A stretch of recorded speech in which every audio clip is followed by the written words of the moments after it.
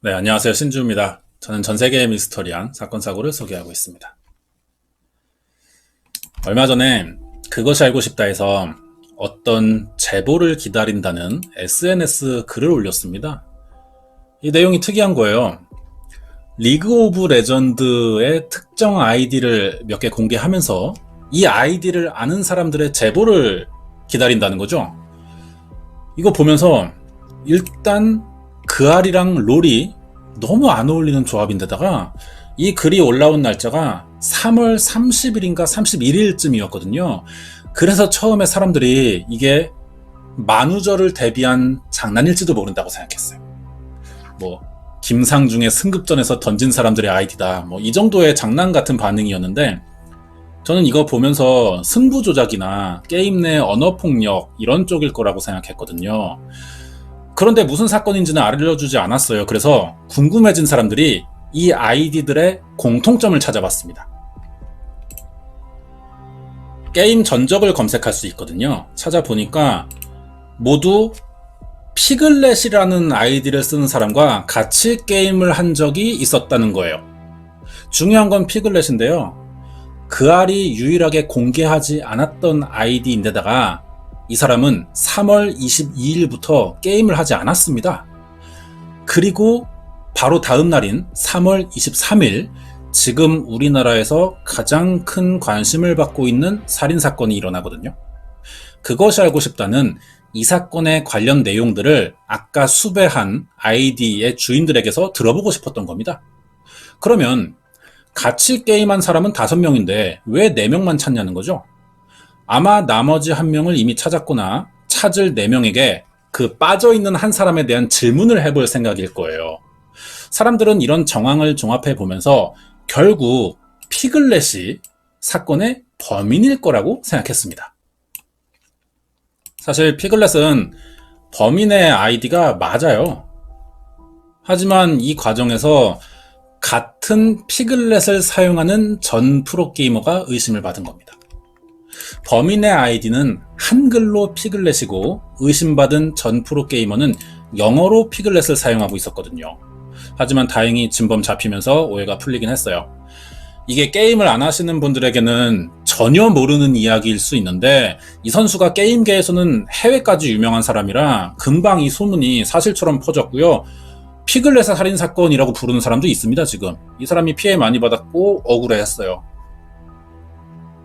왜 우리나라가 범죄자의 신상 공개를 함부로 못하는지 이런 데서 알 수 있었습니다. 그 알이 왜 이 아이디들의 주인을 찾으려고 했는지 나중에 밝혀지는데, 3월 23일에 일어난 사건의 범인과 피해자도 같은 게임에서 알게 된 사이였다는 거예요. 이미 범인 밝혀졌고요. 자기도 모든 혐의 다 인정하기 때문에 이제 와서 이 제보는 의미가 없을 것 같아요. 하지만 아마 범인이 평소 어땠는지 성격이나 뭐 행동 이런 것들을 주변 사람들에게 들어보려고 했던 것 같죠. 자, 그러면 3월 23일 무슨 사건이 일어났었느냐? 김태현의 노원구 세모녀 살인사건입니다. 스토킹 범죄였는데 사건이 너무 유명해지다 보니까요, 어떤 언론사나 이 이야기를 매일 하고 있습니다. 매일매일 새로운 기사가 나오고요. 여러 기사가 섞이다 보니까 이 사건 순서를 알기가 좀 힘들어요. 그래서 아직 결론 나진 않았지만 지금까지 밝혀진 내용들을 순서대로 정리하고 김태현은 어떤 사람이며 범행 동기가 뭐였는지 알아보도록 하겠습니다. 자세한 내용 궁금하시면 구독과 좋아요 부탁드립니다. 김태현의 존재는 3월 25일 저녁 8시쯤 경찰 신고로 드러났습니다. 신고자는 친구인 A씨가 이틀째 연락이 되지 않는다고 경찰에 전화를 건 거예요. 그래서 현장에 가봤죠. A씨 집에 가보니까 집에는 쇠구의 시신과 이 김태현이 있던 겁니다. 자해 중이었어요. 그런데 상처가 그렇게 크진 않았고요. 바로 병원에 옮겨져서 치료받은 뒤 경찰 조사가 시작됐습니다. 김태현의 범행은 우리 사회가 오래전부터 심각성을 인지하고 있던 스토킹이었어요. 김태현은 그동안 피해자 A씨를 스토킹 해왔던 겁니다. 그럼 피해자와 김태현 어떤 관계냐? 노원구에서 엄마와 여동생과 같이 삽니다. A씨가 게임을 즐겨 했는데 이게 바로 리그 오브 레전드였던 거죠. A씨는 게임으로 알게 된 사람들과 실제로 만나기도 했어요. 모임을 가졌고 같이 PC방에 가서 게임도 했습니다. 이 모임에 김태현이 있던 거예요. 이들과 마지막으로 만난 건 1월 23일이었는데요. 이날 김태현이 A씨에게 화를 냈다고 합니다. 일방적으로 혼내듯이 화를 냈고요. 자세한 이유는 알 수 없었어요. 그날 모임에 나갔던 사람들은 집에 돌아와서 게임에 접속했고 모두 김태현을 차단했죠. 그 뒤로 모임은 없었습니다. 이 일로 김태현은 화가 났어요. 하지만 모든 사람들에게 차단당했는데도 유독 A씨에게만 큰 분노와 배신감을 느꼈다는 겁니다. 스토킹이 이렇게 시작된 거죠. 굉장히 집요했어요. 수시로 A씨 집을 찾아갔고 계속 연락했습니다. A씨가 전화를 피하자 집 앞에서 8시간을 기다린 적도 있어요. 외출을 했으면 어쩔 수 없이 마주쳐야 될 겁니다. 집 앞에서. 그럴 때마다 더 이상 찾아오거나 연락하지 말라고도 말했지만 소용이 없었죠. 사실 A씨는 집 주소를 알려준 적이 없거든요. 그럼 어떻게 알고 찾아왔냐? 이게 게임 모임에 단체 채팅방도 있었거든요. A씨가 여기에 택배 온 물건 사진을 찍어서 자랑한 적이 있는데 옆에 상자도 같이 나온 거죠. 여기 쓰여있던 주소를 보고 찾아갔던 겁니다. 사건 직전엔 검은 패딩을 입은 남자가 쫓아다녀서 무섭다고 주변에 이야기도 해왔어요. A씨가. 그래서 매일 집에 가는 길을 돌아서 다녔습니다.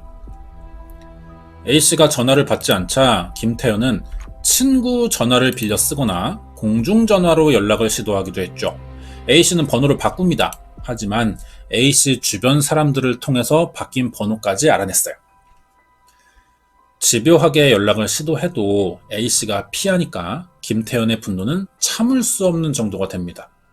결국 자기를 거부하는 A씨를 없애야겠다고 생각했어요. 2021년 3월 23일 김태현은 어느 슈퍼에 들어갑니다. 여기서 흉기로 쓰일 칼을 훔쳤고 의심받을까봐 나올 때 현금을 내면서 다른 물건을 사요. 이 장면이 CCTV에 찍혔는데 김태현이 흰 가방을 메고 비닐봉지를 들었죠. 아마 비닐봉지에는 돈 내고 산 물건이 있을 거고요. 흉기는 훔쳐서 가방에 넣어놨을 겁니다. 그리고 오후 5시에 A씨가 자주 가던 PC방에 가봐요. 여기서 20분 동안 아무것도 하지 않습니다. 아마 A씨가 올지도 모른다는 생각에 기다렸던 것 같죠. 20분 지나요. A씨가 나타나지 않자 걸어서 5분 거리의 피해자 아파트를 갑니다. 초인종 누르고 퀵 서비스인 척해요. 가족은 A씨가 이미 스토킹 당하고 있는 사실을 알았습니다. 그래서 바로 문을 열어주지 않았거든요. A씨의 동생이 문 앞에 두라고 이야기했습니다. 그러자 김태현이 조용히 문 앞에서 기다려요. 동생이 문을 열고 물건을 가져가려고 하는데 이때 끌고 들어가서 공격하고 집에서 A씨를 기다리죠. 밤 10시 30분쯤에 피해자 어머니가 들어옵니다. 다시 훔친 흉기를 들어서 공격하고요. 1시간 뒤에는 A씨가 집에 왔어요. 김태현과 집에서 마주친 겁니다. 엄마와 동생이 어디 있는지 물어보니까 김태현은 보냈다라고 대답하면서 A씨에게도 흉기를 휘두릅니다. 김태현의 수법은 잔인했어요. 이미 범행 경험이 있던 사람이라 의심될 만큼 빠르게 급소를 노렸거든요. 3명 다 경동맥의 치명상을 입었습니다. 자기가 준비한 흉기 외에도 피해자 집안에 있던 칼을 같이 사용한 것으로 확인됐거든요. 그러니까 피해자들의 몸에서 2가지 형태의 자상이 나온 거죠. 그런데다가 피해자 시신들이 있는 집에서 사흘간 같이 지냈다는 겁니다. 보통 사람이면 범행이 끝난 뒤 빨리 현장을 떠나기 급할 텐데 이 사람은 달랐어요. 아마 이런 행동은 범행 후를 생각해보지는 않았다고 해석되거든요. 이후에 계획 없이 일단 목표를 막상 이루고 나니까 뭘 해야 할지 앞으로 모르겠는 거죠. 막연해지는 겁니다. 그래서 앞으로의 의사결정을 내리기 위해 이 집에서 지내던 중 피해자 친구의 신고가 들어가면서 경찰이 현장을 찾아와 김태현을 발견했던 거예요. 특이한 건 오래된 아파트입니다. 방음이 잘 안 되는 건물인데도 3명이 사망하는 동안 이웃 주민의 신고는 없었다는 거예요. 경찰이 주변 탐문 수사했습니다. 주변 세대 다 만나봤거든요. 다들 하는 말이 비명소리를 듣긴 했는데 크게 심각하다는 생각은 못했다고 말했습니다. 주변 사람들이 무관심해 보이죠? 그런데 이게 현실이에요. 우리 집 주변에서도 그럴 겁니다. 어떤 상황의 심각성이 직접적으로 장시간 나에게 노출되지 않으면은 어쩌다 들린 비명소리 몇 번으로 이 집을 찾아가거나 경찰에 신고하기는 쉽지 않아요. 그런 판단을 할 수가 없습니다, 보통은. 만약 A씨의 친구가 25일에 신고하지 않았다면 김태현은 결국 이 집을 나와 도망쳤을 것이고 사건이 늦게 드러나면서 경찰 수사도 길어졌을 거예요. 김태현은 체포 후 범행 사실을 인정하지만 피해자 어머니와 동생을 죽일 의도는 없었고 모든 범행이 우발적이었다고 진술했습니다. 하지만 경찰 수사 내용을 보면 철저히 계획됐다는 걸 알 수 있죠. 먼저 흉기 준비 과정에서 절도가 있었다는 게 증거인데요. 이 사람이 칼을 훔치지만 돈 내고 다른 물건은 사서 나왔다는 겁니다. 칼도 돈 내고 살 수 있어요. 하지만 그러지 않은 이유는 자기가 칼을 샀다는 자체가 범행 정황이 될 거라고 생각한 거죠. 그리고 A씨 집부터가 아니라 자주 가던 PC방을 먼저 가봤다는 것도 범행 의도를 충분히 드러난 행동이라고 생각됩니다. 집 앞에서 몇 시간씩 기다릴 수 있는 사람이었는데 갑자기 PC방을 먼저 가봤다는 건 A씨의 현재 위치가 내 목적 달성에 가장 중요하기 때문일 거예요. 범행 일주일 전부터는 다른 아이디로 게임에 접속해서 A씨에게 말을 겁니다. 퇴근 시간을 파악한 거예요. 이게 게임에서 한 일이니까 단순해 보일 수도 있는데 자기 신원을 속이고 접근해서 뒷조사를 한 거나 마찬가지죠. 범행 직전엔 휴대전화로 사람 빨리 죽이는 법까지 검색해봤고 가방엔 갈아입을 옷도 준비되어 있었어요.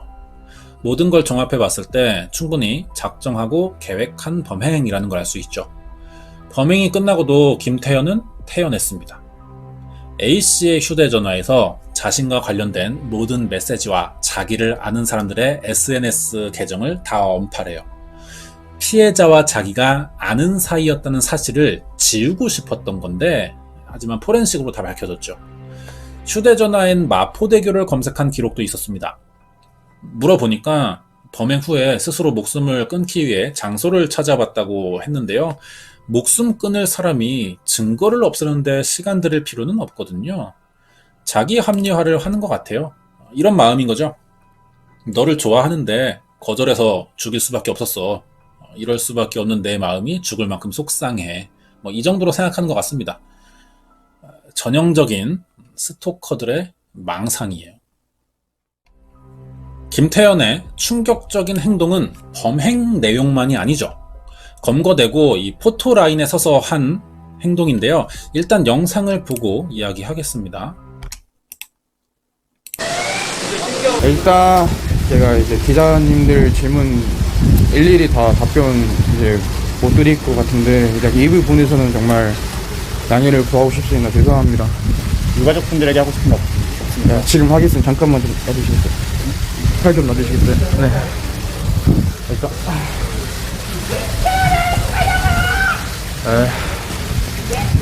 이렇게 뻔뻔하게 눈 뜨고 있는 것도 숨을 쉬고 있는 것도 정말 죄책감이 많이 듭니다. 진짜 살아있다는 것도 정말 제 자신이 뻔뻔하게 이제 생각이 들고 유가족분들 저로 인해서 피해 입은 모든 분들께 정말 사죄의 말씀을 드리고 싶습니다. 정말 죄송합니다. 근데 왜 죽였습니까? 근데 왜 죽였나요? 죄송합니다. 피해 여성분 스토킹한 혐의 인정하시나요? 죄송합니다. 왜 죽였습니까? 범행을 정확히 언제부터 계획한 건가요? 죄송합니다. 화면 보고 있을 어머니께 할 말씀 없습니까? 볼 명목이 없습니다. 솔직히. 마스크 한번 벗어주실 생각 있나요? 네.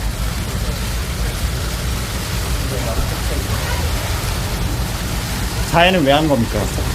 죄송합니다. 범행한 다음에 3일 동안 뭐 하셨어요? 죄송합니다. 왜 죽였습니까? 스토킹 한 혐의 인정하십니까? 집 앞에 몇 번이나 찾아갔나요? 죄송합니다. 변호인 조력은 죄송하다는- 왜 거부하고 계신 건가요? 일단 죄송하다는 말씀밖에 못 드리겠습니다. 제 입장에서 죄송합니다.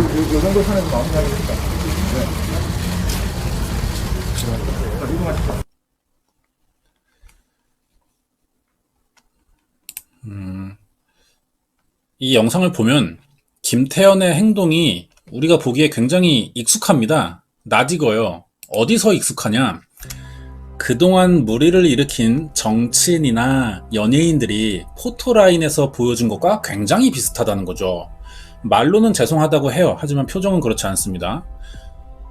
일반인은 죄를 안 지었을 때도 여러 사람 앞에서 말하는 자체가 쉽지 않거든요. 그런데 김태현은 취재 나온 사람들을 둘러보는 여유도 있고요. 마치 자기가 거물급 인사라도 된 것처럼 막중한 책임감을 느낀다는 이런 태도예요. 아주 표정이 꼴보기 싫어 죽겠습니다. 제일 처음 꺼낸 말도 일단이죠. 일단 제가 이제 기자 이 일단이라는 한마디에는 굉장히 많은 생각이 들어있다고 생각하는데, 상황 복잡하고 지금 나 할 말도 많은데 정신없기도 하지만 원하는 말부터 해주겠다, 이런 태도처럼 보여요. 립 서비스 하는 것 같기도 하고요, 사과 자체가. 그런데다가 갑자기 무릎 꿇더니 마스크도 벗는 퍼포먼스까지 합니다. 고유정도 포토라인에서는 얼굴 가리기 바빴거든요. 이 사람은 너무 당당해요. 포토라인도 마치 자기를 위해 준비된 무대인 것처럼 생각하고 기자회견하는 것처럼 즐기고 있어요, 상황을. 이거는 이미 이렇게 하겠다고 정한, 계산된 행동일 겁니다. 죄를 인정하는 말과 행동을 보이면 형이 줄어들 거라고 생각하는 것 같은데요. 사실 재판 결과에는 별 영향이 없는 태도예요. 범행 준비나 이후의 증거인멸들을 보면은 치밀함이 있긴 했습니다. 하지만 마포대교를 검색한 점이나 이런 반성하는 척 하는 행동들은 치밀함과는 거리가 멀게 느껴지거든요.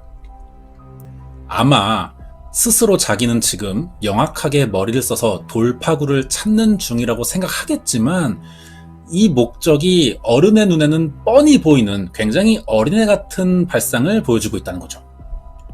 애요, 애 생각이. 자, 그러면 김태현 어떤 사람인지 알아볼 차례인데, 조금만 줄일게요. 뭘 잘났다고 크게 띄우고. 신상공개심의위원회의 만장일치로 신상공개가 결정됐습니다. 범행수법이 치밀하고 중대한 결과를 초래한 데다 본인이 혐의를 시인했고 국민적 관심사가 집중된 점과 공공의 이익을 고려한다는 이유였어요. 1996년생이고요. 만으로 24살입니다. 군대 갔다 와서 취직을 못하고 PC방 아르바이트를 했거든요. 친구들은 김태현을 아주 조용하고 착한 사람이라고 설명했습니다. 그렇지만 갑자기 이유 없이 화를 내서 조금 무섭긴 했었다고 이야기했는데요. 군대 가기 전에도 PC방에서 일했는데 여기 사장의 이야기도 비슷합니다. 아주 착하고 순진할 정도로 성실한데 가끔씩 주먹으로 벽을 치거나 욱하는 모습을 보였다는 거죠. 그러다 어느 날부터 현금이 자꾸 없어지길래 CCTV를 돌려보니 김태현이 훔쳐가고 있다는 걸 알게 됐습니다. 하지만 아직 어린 나이니까 고소해서 전과를 남기는 것까지는 너무하다 싶은 생각에 문자로만 해고를 통보하니까 김태현이 죄송하다면서 자기 잘못을 인정했다는 거예요. 이런 거 보면 대체로 주변에는 착한 사람처럼 보여졌던 것 같습니다. 그런데 공통적으로 하는 말은 그러는 동시에 갑자기 욱하는 모습을 보인다는 거죠. 아마 자기보다 강한 상대에게는 화가 나도 참지만 이길 수 있어 보이는 상대가 보이면 그때 참았던 화를 다 푸는 식으로 살아왔던 것 같아요. 전과 3범이에요. 여기는 성범죄도 포함되어 있습니다. 18살이던 2015년에 모욕죄로 약식 기소되면서 30만원의 벌금형을 처음 받고요. 2019년에 여자 화장실에 들어가요. 사진을 찍다가 성폭력 범죄 특별에 관한 특례법 위반으로 200만원의 벌금형을 받습니다. 범행을 저지르기 13일 전에는 자기 신음소리를 녹음해서 이걸 여고생에게 보낸 죄로 또 벌금 200만원형을 받았죠. 불법 음란 사이트에 여러 번 접속한 게 확인됐었고 휴대전화에도 많은 불법 음란물들이 들어있었습니다.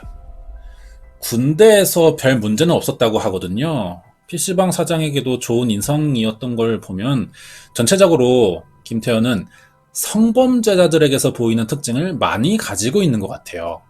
자기보다 강해 보이는 사람에게는 절대 대들지 못합니다. 이들에게도 화는 나요. 하지만 그걸 티내지 않고 속으로만 참고 겉으로는 일단 복종하는 태도를 보이죠. 그리고 만만한 다른 사람을 찾아다니면서 푸는 겁니다. 음란물에 집착하고 성범죄를 시도하는 것도 일종의 이런 참아왔던 화를 푸는 이런 행위였다고 생각돼요. 자, 지금 이 사건 제일 관심도 높죠. 기사가 매일 나와요. 지금 기사들을 보면은 김태현이 이제 사건 내용 전후 과정 다 알았습니다. 이제 궁금증은 이거죠. 김태현이 그래서 사이코패스냐 아니냐에 대한 이야기가 많이 나오기 시작했거든요. 이건 기자들이 아는 거죠. 사람들은 범죄자가 나타날 경우 사이코패스인지 아닌지에 관심이 많고 이 자극성으로 기사가 잘 팔린다는 걸 알아요. 앞으로 프로파일러 면담 예정돼 있고요. 사이코패스 검사도 하긴 할 겁니다. 그런데 이게 사실 김태현이 사이코패스냐 아니냐는 이 사건에서 그렇게 중요하지 않거든요. 사이코패스 방지법을 만들 것도 아닌데 왜 여기에 이렇게 많은 보도를 쏟는지 모르겠어요. 뭐든지 이 사건 하나 터지면은 진행 사항이나 뭐 문제점을 알리기보다 사생활이라든지 뭐 불필요한 개인정보에 더 집착하는 언론들이 있거든요. 당연히 사소한 부분도 기사거리가 될 수는 있겠죠. 하지만 스스로 정통 언론사라고 이야기할 거면은 영국의 더선이나 타블로이드에서나 할 법한 저급한 황색 저널리즘의 수준을 보여줘서는 안 된다는 겁니다. 진짜 언론이고 공공의 이익을 목적으로 취재했으면은 사건의 본질을 뚫어줘야 돼요. 이 사건의 핵심은 스토킹이 살인으로 연결됐다는 겁니다. 스토킹 범죄에 대한 위험성이 오래전부터 있었거든요. 1999년에 처음으로 국회에 발의가 됐어요. 그런데 이게 올해 본회의 통과됐거든요. 한 달도 안 됐고요. 이 법안은 9월부터 시행됩니다. 22년 전부터 심각성을 인지해 왔는데 왜 이제 와서 통과됐냐고 지적하는 사람은 아무도 없다는 거죠. 다들 김태현이 그래서 사이코패스냐에만 관심이 있어요. 여태 우리나라는 스토킹을 처벌하는 법이 없었습니다. 그나마 피해자들이 신고할 수 있던 거는 협박죄 정도였어요. 하지만 애초에 죄명이 다르니까 혐의 성립이 힘들었고 증거가 확실해도 10만원 정도의 벌금 내는 수준이었습니다. 그러니까 이전까지 스토킹을 형사소송법에서 어떻게 봤냐면은 김태현이 살인 직전까지 한 행동인데도 이게 길에 담배꽁초 버리는, 침 뱉는 이런 수준이랑 비슷하게 처리해왔다는 거죠. 앞으로 스토킹을 한 사람은 5년 이하의 징역과 벌금 3천만원 이하의 벌금을 받게 돼요. 미리 통과됐다면 A씨는 진작에 경찰 신고할 수 있었고요. 김태현은 잡혀갔죠. 그럼 이 사건이 일어나지 않았을 겁니다. 그런 데다가 이게 지금 통과는 됐지만 아직 보완할 점이 너무 많아요. 반의사 불벌 조항이라는 게 있습니다. 피해자가 원하지 않으면 처벌하지 않을 수 있다는 거예요. 스토킹 방지법이 만들어졌지만. 스토킹은 성격상 재범 가능성이 크거든요. 얼마든지 다시 저지를 수 있고요. 이 조항을 악용하면은 가해자가 뭐 변호사 대동하든지 그래서 피해자나 가족을 따로 만나서 압박해요. 이렇게 합의를 유도해내는 방법으로 빠져나갈 수도 있다는 거죠. 2차 피해 가능성이 얼마든지 생기는 조항이기 때문에 일부 조정할 부분이 아직 있습니다. 사건은 여기까지 진행되어 있고요. 새로운 사건이 밝혀지면은 추가 방송을 준비할 건데 사실 지금 대부분 다 밝혀져 있습니다. 그래서 앞으로는 혐의를 확실시하는 확인 과정이 남아있는 것 같아요. 그래서 어떤 재판 결과가 나올 거냐, 이게 중요한 시점이죠. 준비한 내용 여기까지입니다. 이번 이야기는 김태현의 노원구 세모녀 살인사건 파일이었습니다.